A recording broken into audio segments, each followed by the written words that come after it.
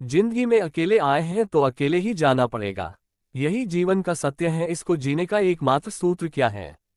एकांत आनंद से जीने का एक सूत्र है। इस सूत्र में आनंद के सिवाय और कुछ भी नहीं है। दुख, कष्ट, भय, अंधकार, निराशा, लड़ाई, झगड़ा कुछ भी नहीं है। केवल कुछ है तो वह है आनंद।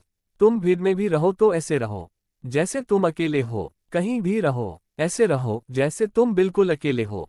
न कोई साथी संगी, न कोई अपना रिश्तेदार। परिवार में भी रहो तो अकेले रहो।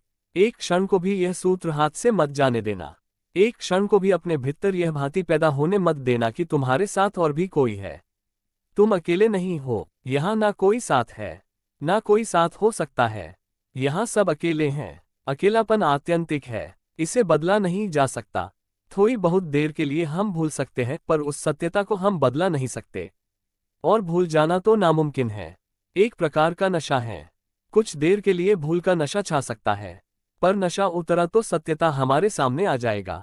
तुम भूल जाओ पर कुछ पल बाद सत्यता सामने आएगा ही। इससे हम भाग नहीं सकते। कोई शराब पीकर भुलाता है, कोई धन की दौड़ में पढ़कर भुलाता है, कोई पद के लिए दीवाना होकर भुलाता है। कैसे भी तुम भुलाओ, इससे कोई फर्क नहीं पड़ता। लेकिन थोड़ी देर के लिए ही भूल सकते हो, सदा के लिए नहीं भूल सकते। और जब भी नशा उतरेगा, तुम्हारा भ्रम टूटेगा, तब तुम अचानक अपने आप को अकेला पाओगे। सही इंसान वह है जो अपने अंदर के अकेलेपन में भजन सिमरन में खोया रहता है। वह अकेला है और भुलाता नहीं अपने अकेलेपन को। भुलाना तो दूर, वह अपने अकेलेपन में अपने भजन सिमरन में डूब जाता है। उस अकेलेपन का रस लेता है। वह प्रतीक्षा में रहता है कि कब मौका मिले और अकेलेपन में डूब जाए। वह अकेलेपन में डूबकर आनंदमयी हो जाना चाहता है। आंखें बंद करके अकेलेपन के बसंत में झूमना चाहता है। वही नियति है, वही स्वभाव है, वही मेरी पहचान है। एकांत के द्वारा एक का अंत कर भगवान में खुद विलीन करना ही सकारात्मक अंत है। सकारात्मक एक यानी हमारी आत्मा निरंतर है, निरंतर ही अंतहीन यात्रा है, अलग अलग चरणों से होते हुए जो अनंत काल तक चलती रहती है। हमें एकांत के सुअवसर का लाभ उठाना चाहिए। आपने नकारात्मक ऊर्जा को सकारात्मक अंत तक ले जाना है।